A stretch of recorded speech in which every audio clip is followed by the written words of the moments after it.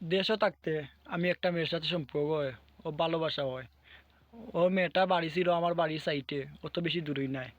ওর সাথে প্রতিদিন কথা হইতো, ফোনে কথা হইতো না, আমাদের সরাসরি কথা হইতো। ওর সাথে দোকানে আমি নাস্তা করার বাদে ওর সাথে প্রতিদিন আমি কিনলিয়ান নিয়ে দিতাম।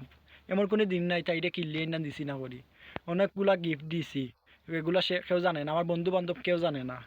কিন্তু ওর সাথে বহুত দিন সম্পর্ক ছিল।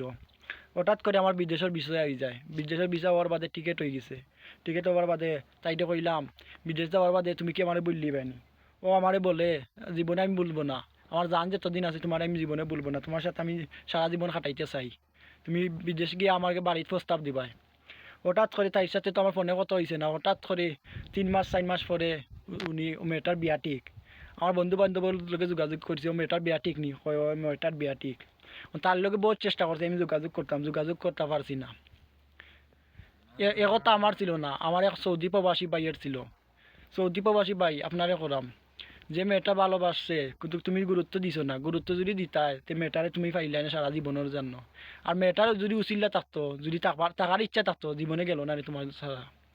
আশা করি বুঝতে পারছেন ভাইয়া।